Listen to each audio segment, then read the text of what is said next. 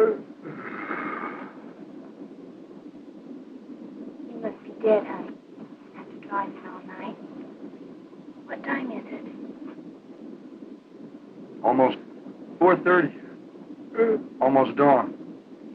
We should be home in another hour. This man's name is Martin Gordon. The lovely girl beside him is Brett, his bride of 2 wonderful weeks. It's late August. They're returning from their honeymoon to their home in quiet, peaceful Angel County, California. Martin's Uncle Ben is sheriff of Angel County, and Martin is his senior deputy. Martin has high hopes of succeeding his uncle when Ben retires. But for now, Martin has only the thoughts, emotions, and pride of a very happy, newly married young man. Brett is his, and he feels no man could ask for more. Now, without warning, their honeymoon is to become a nightmare.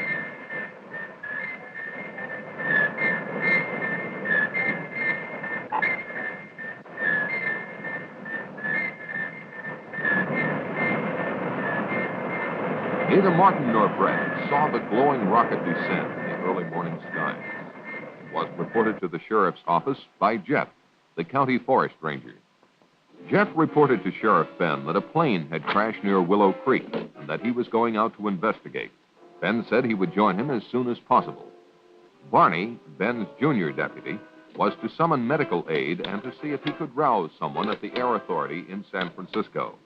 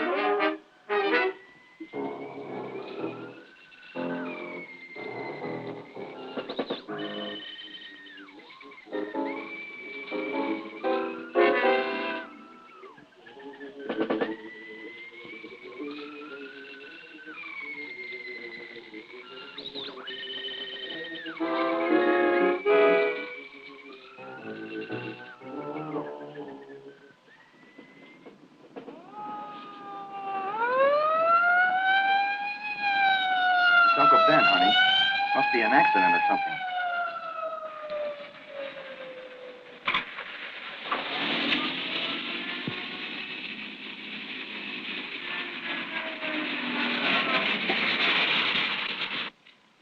There's a plane crash down the road a couple of miles. I'm going to be a little short-handed till help gets here. Go around back of me.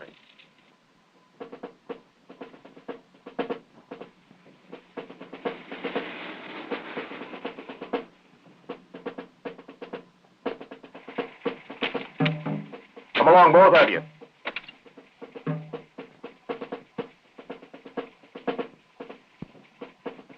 Get in, honey.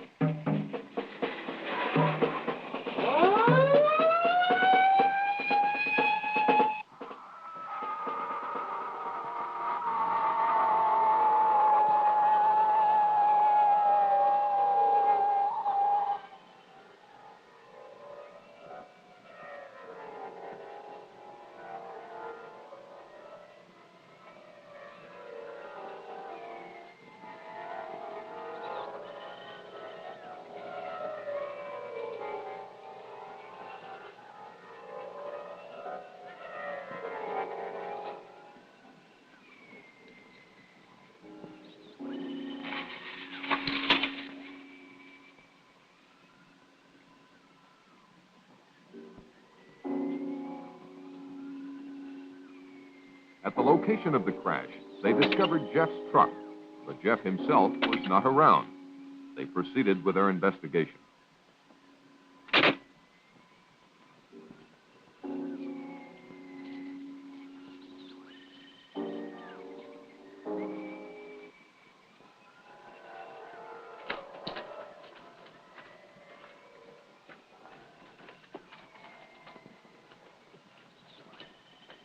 They looked at the rocket in utter amazement. A puzzled Ben finally asked Martin what he made of the craft. It's no airplane. Could be one of our missiles. Or one of theirs. You could be right, honey. Don't think we have anything this big.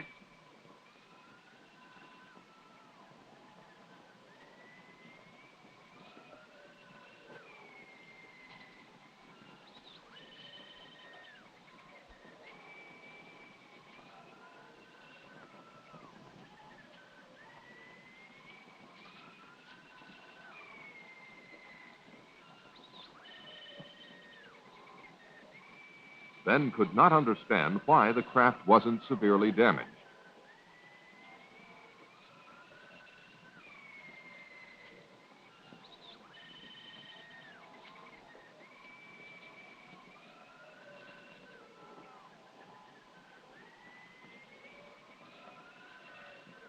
This hat belongs to Jeff Peters. Jeff! Jeff! Jeff, are you in there? Martin, go back to my car and get my flashlight.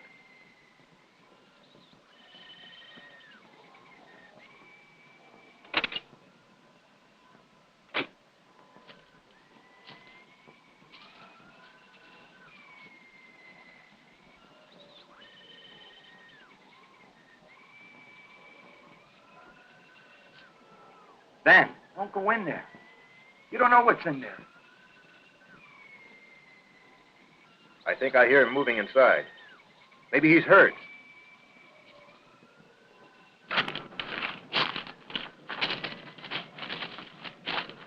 Ben, please don't.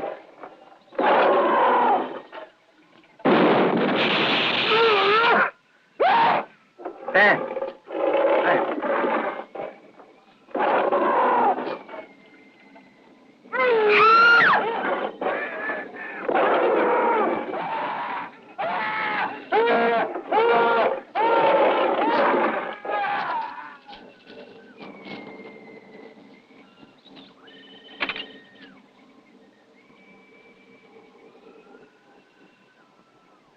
Car 1, calling in.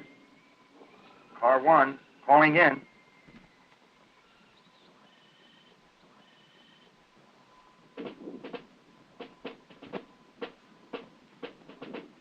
Within the hour, Martin's unusual call for assistance was answered by a special unit led by a Colonel James Caldwell.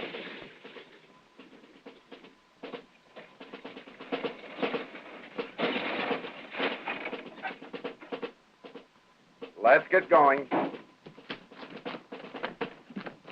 Let's go. Let's go. Move it over. Let's get going. Let's go. Let's go. All right, back on the truck. Let's go.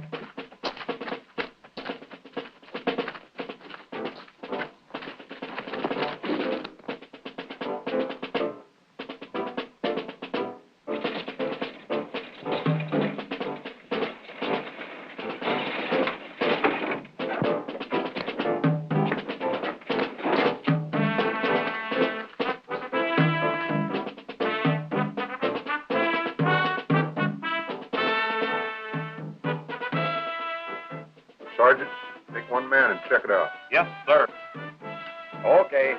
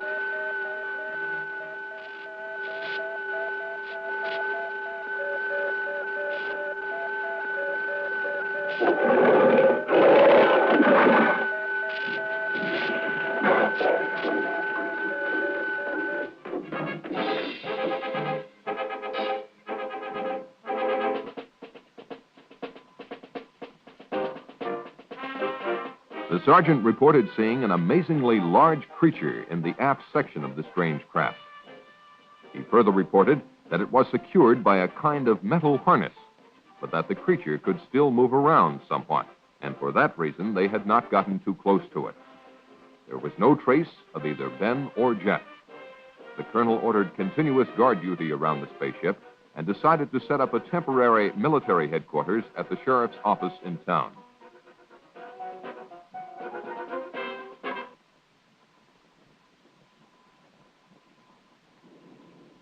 By the next day, Colonel Caldwell had the situation well in hand.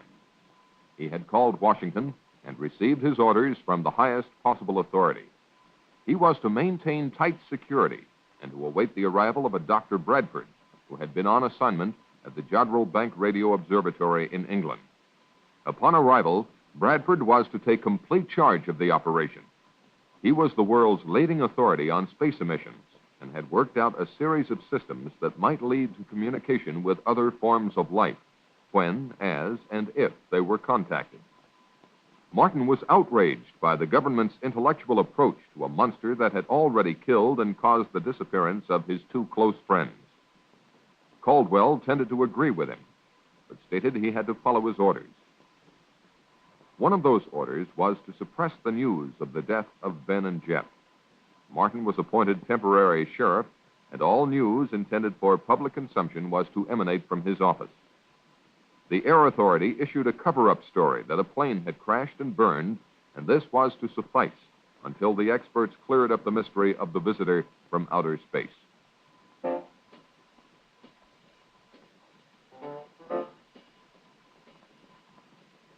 In a remote section of the county, the first of a series of tragedies took place. Tragedies that would have been avoided had the public been warned.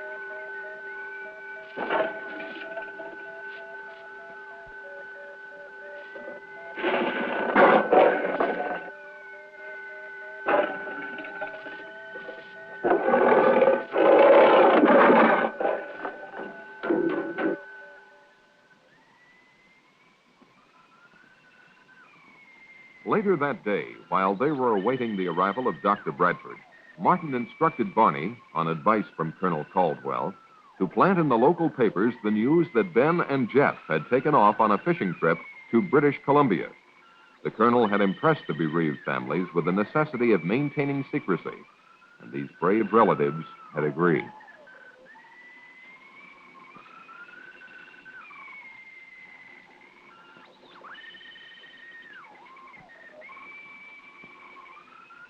Despite Brett's inquiries about what Martin had seen in the spacecraft, he avoided specific details for fear of disturbing her more than she was.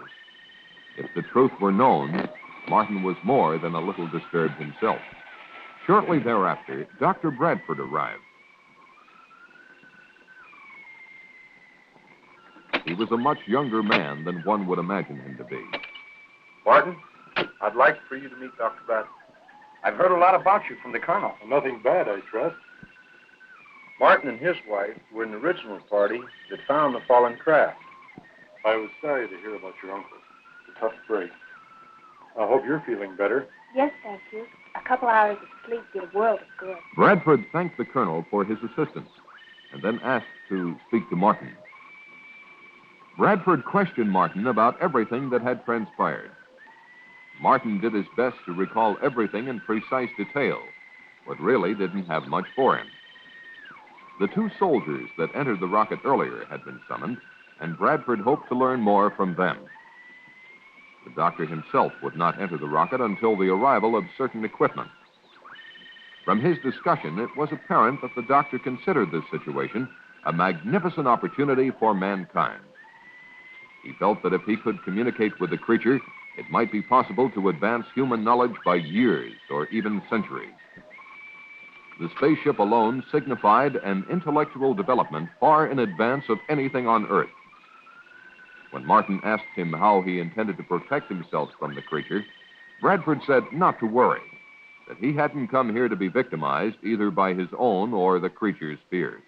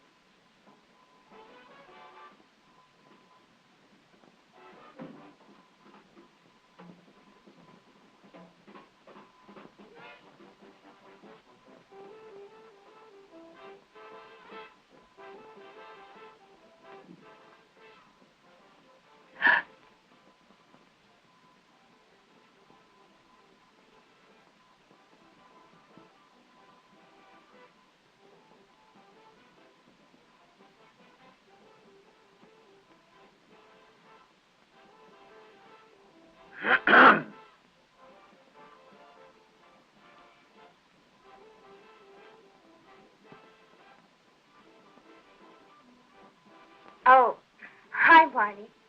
We'll be right out. Well, that's all right. Just take your time. I didn't know we had company. Look at me. I'm a mess. Don't be impolite. I get the drink. Now you're talking, honey. What do you have, Barney?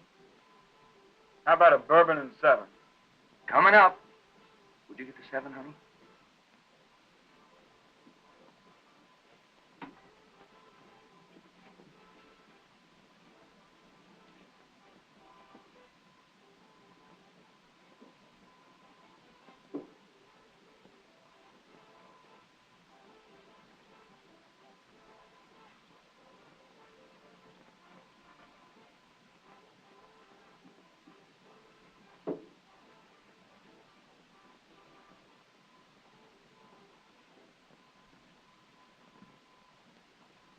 Barney, you should try marriage. It would do wonders for you. Barney and Martin had been bachelor buddies for years, but now that Martin was settling down to marriage, they were slowly drifting apart. Barney, naturally, was still dating all the girls in town, and he couldn't understand why Brett and Martin didn't pal around with him more than they did. He couldn't comprehend that married life brought with it not only new problems and duties, but the necessary togetherness of husband and wife as well. Despite Brett's most tactful considerations, such as inviting him over to dinner quite often, Barney was growing resentful of her, or at least she felt that he was. Since time began, this change in relationship has probably happened to all buddies in similar circumstances. Life has its way of making boys grow up, and with marriage, Martin's time had come. His life was now Brett, a life that he thoroughly enjoyed.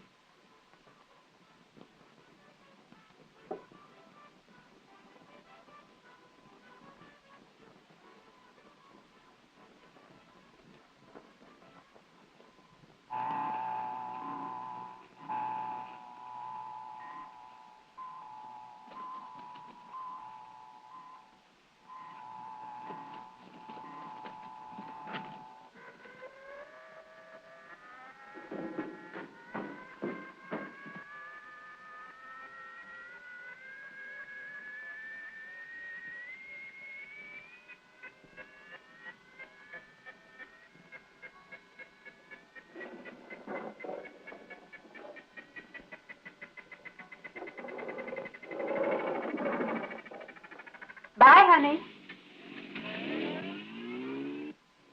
The next morning, Betty Johnson, as usual, blew a goodbye kiss to her husband, but for the last time.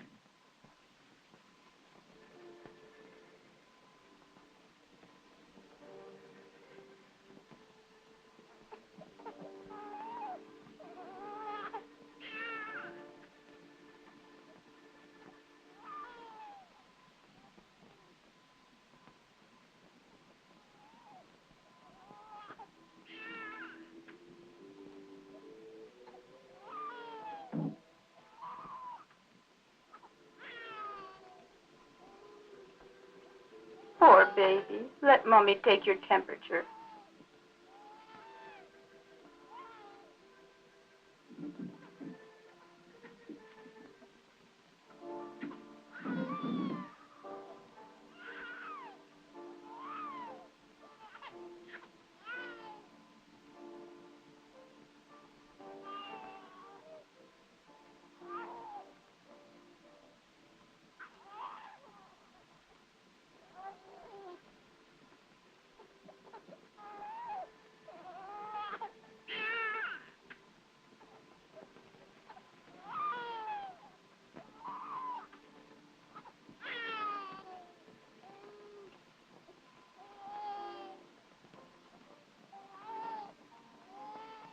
Poor baby.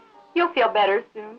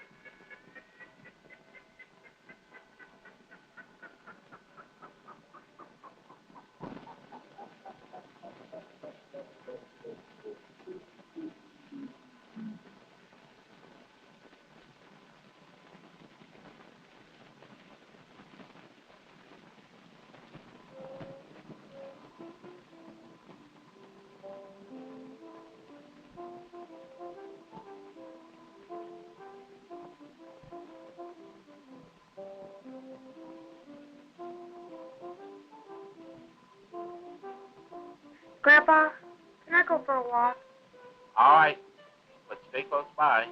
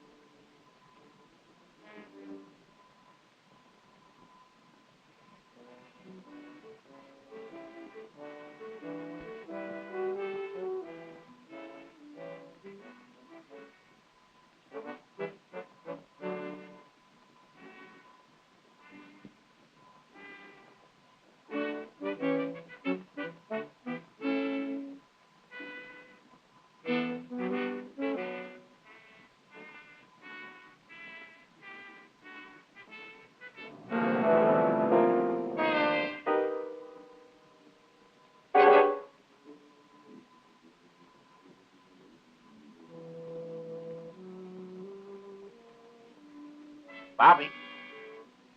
Bobby.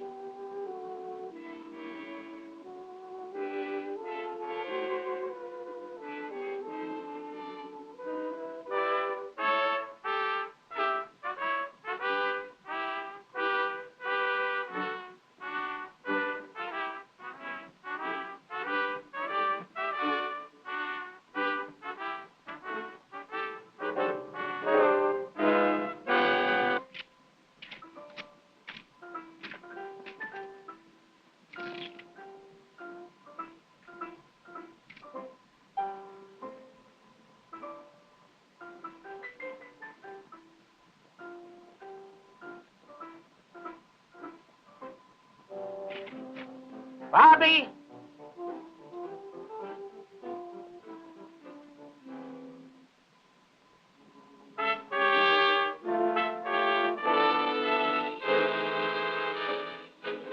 Bobby!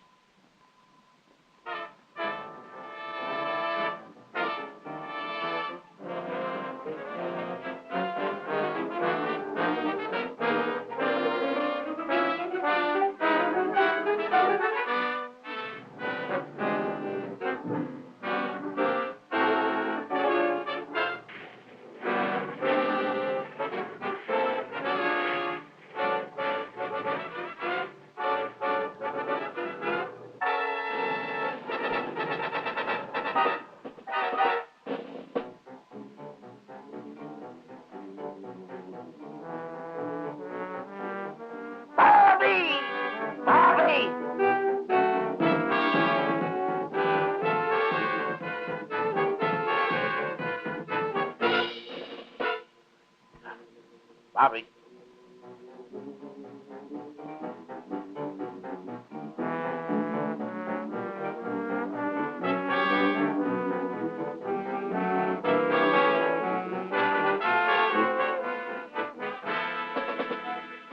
Bobby.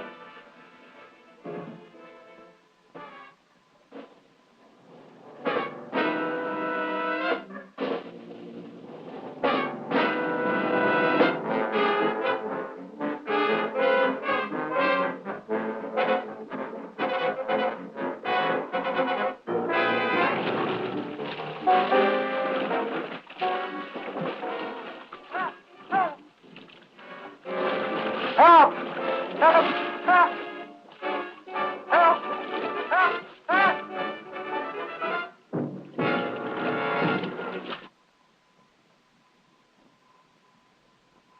Within 48 hours, Dr. Bradford had closely examined the creature and the spaceship and reached a number of conclusions. He was sure the creature had come from beyond our solar system because it adapted to our environment so quickly, and no planet or dead star near us has conditions similar to the Earth. Of special interest to him was the hull of the ship. It was composed of an alloy unlike anything human science had ever encountered. The doctor had run a number of tests on the metal, but its molecular structure remained a mystery. Because there was no food on board, Bradford presumed the creature had been in a state of suspended animation, particularly because it had survived the trials of re-entry and impact without apparent harm. So far, he had no success in communicating with it, but he had not yet exhausted all possibilities. On a more subjective basis, he had the curious feeling that the creature did not want to communicate with him. Such a confession on the part of this eminent scientist made Martin feel quite apprehensive.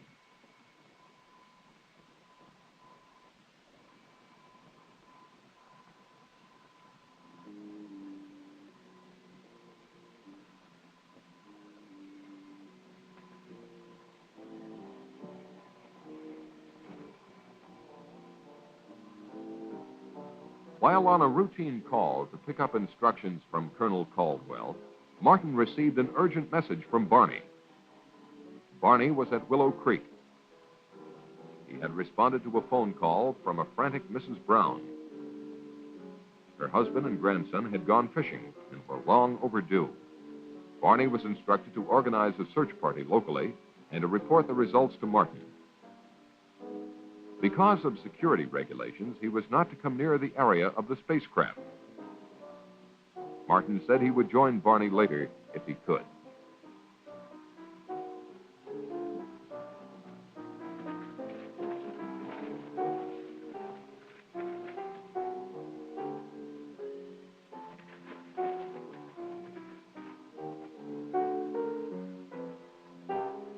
Acting on a hunch, Martin decided to see for himself if the monster was still there.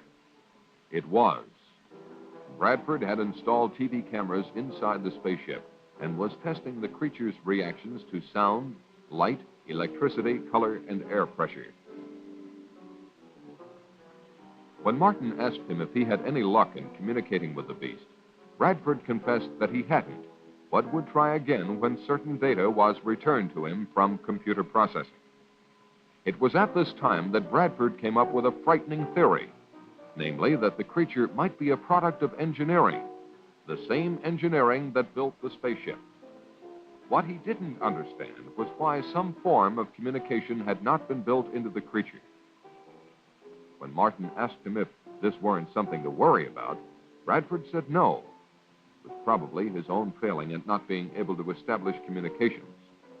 It seemed to Martin that if Bradford's theory were correct, humanity might be in grave danger. Bradford dismissed Martin's fears by pointing out that the creature was not exhibiting any signs of violence, and besides, it was firmly secured by the harness. That afternoon in Moncrief Park, a group of neighbors got together for a hootenanny. Oh, she left me sad, but still I am happy.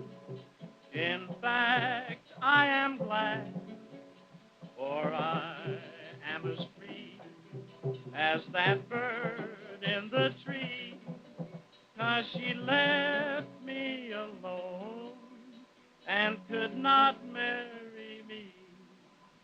I said that I loved her and would till I died. I tried to forget her, and I really did try, but I'll still think of her till the day that I die, 'cause I think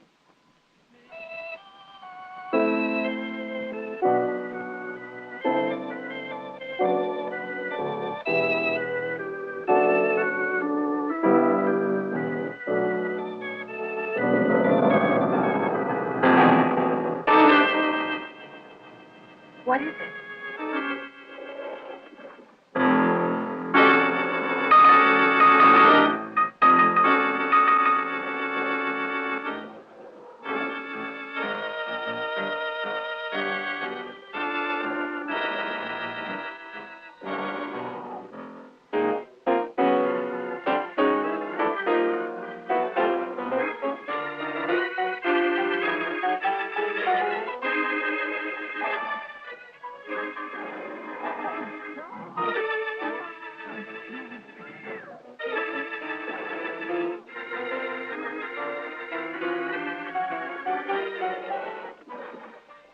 You stay there.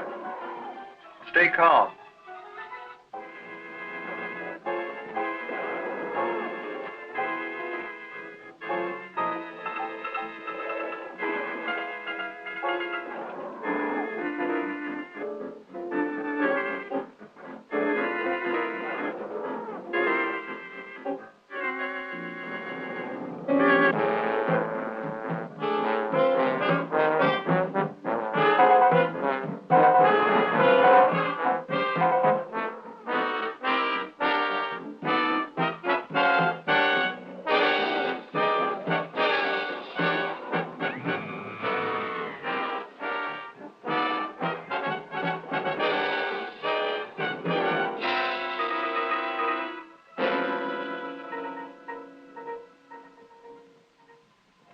In response to a multiple missing persons report, Martin and Barney searched the countryside for the group of picnickers.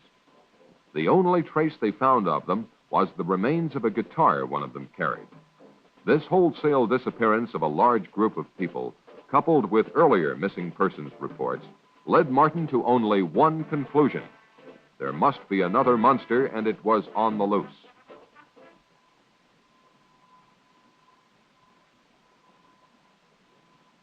The colonel listened to Martin's theory, and after consulting with Bradford, decided to call Washington. He was told to follow his own good judgment, but under no circumstances was he to alarm the populace. The colonel decided to organize a county-wide search. Martin's assignment was to search the north end of the county.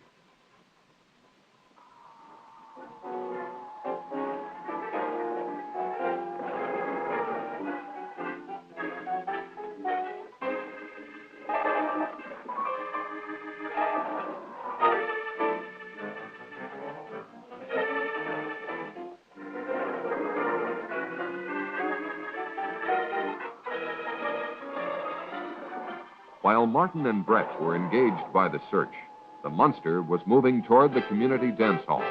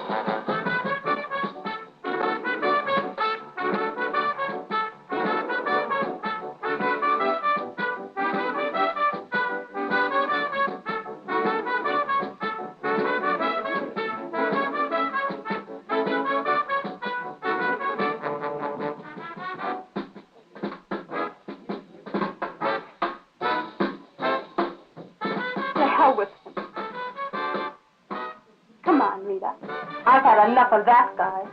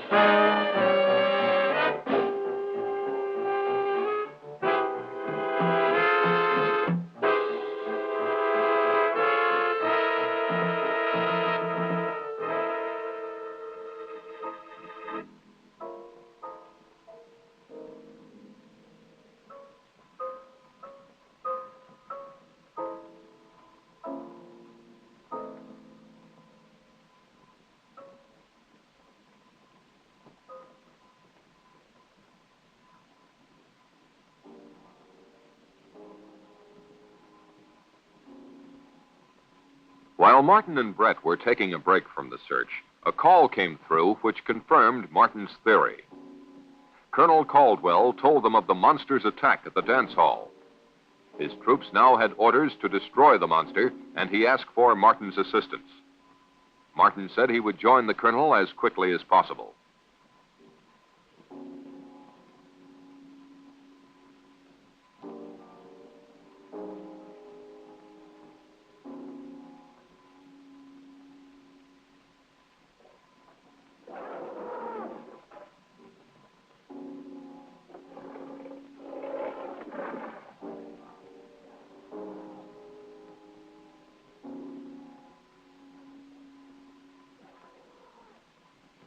The monster next appeared in Lover's Lane. Anyone who experienced that catastrophe and survived would never go there again.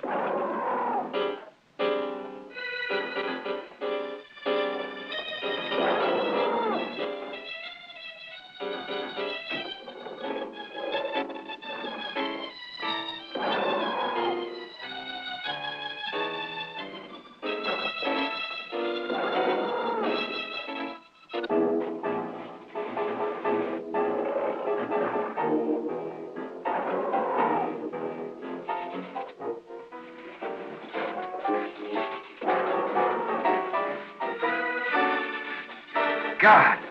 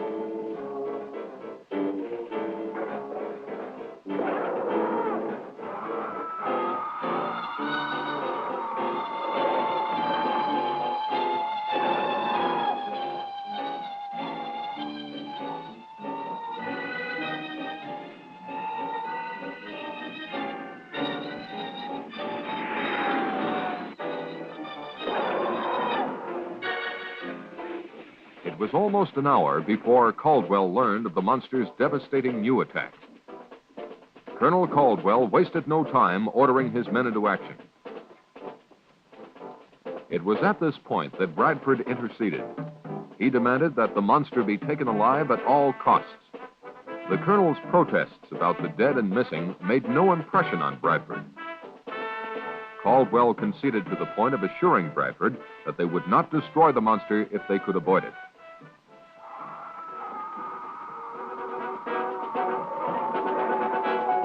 Get on with it, Lieutenant. Move it out, men.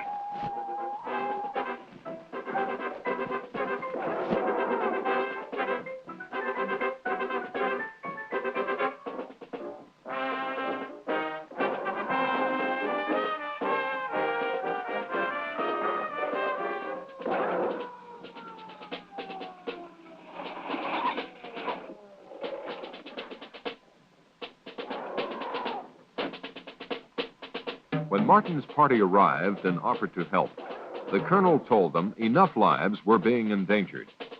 They were to be part of the second line of defense, to be used only if necessary.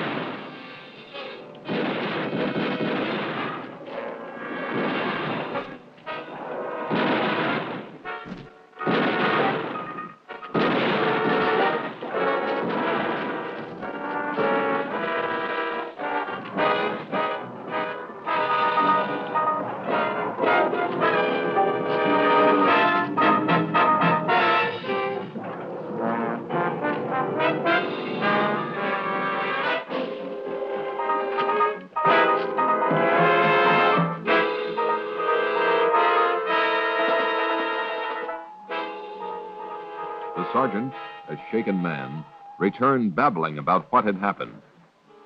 Caldwell, realizing the full danger of the situation, decided he had only one means left to stop the monster: grenades. Now Bradford made a drastic move. Acting on his superior authority, he forbade Caldwell to destroy the creature. The colonel, more concerned with saving human lives than advancing science, told Bradford to go to hell. Get out of my way.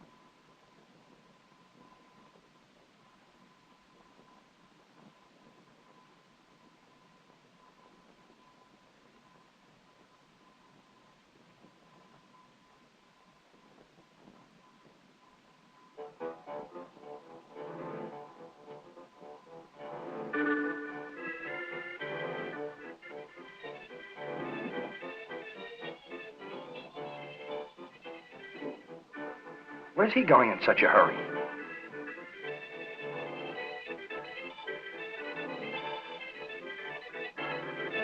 Maybe you'd better follow him. He may need help.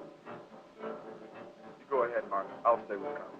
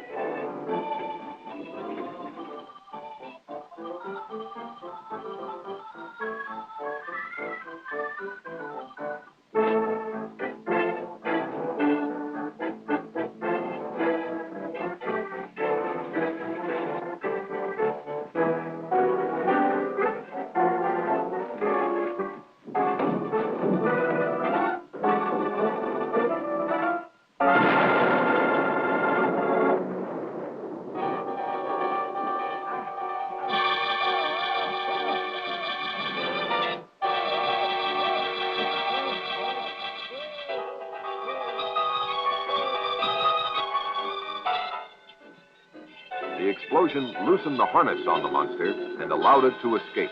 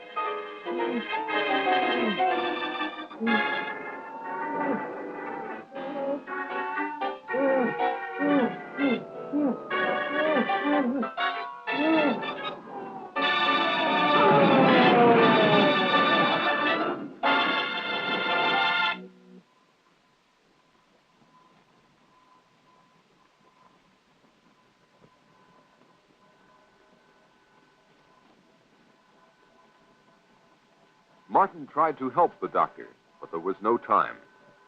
Bradford told Martin what he had just confirmed, that these monsters were highly specialized test animals.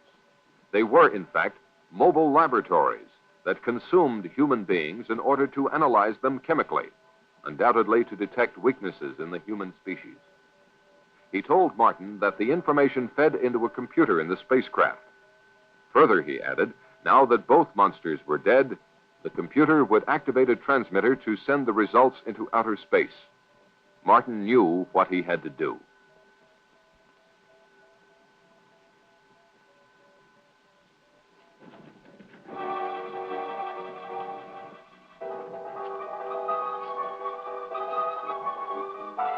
As Martin entered the spaceship, he heard the transmitter generator kick on.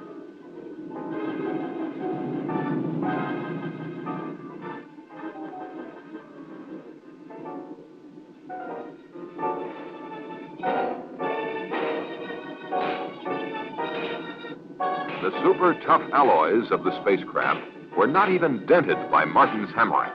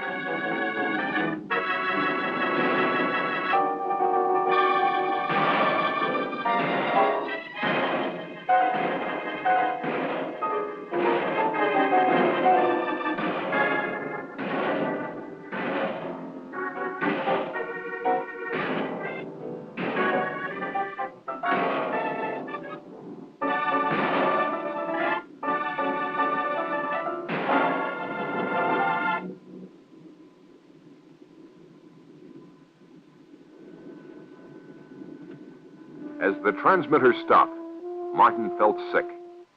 Evidently, all the information had been transmitted.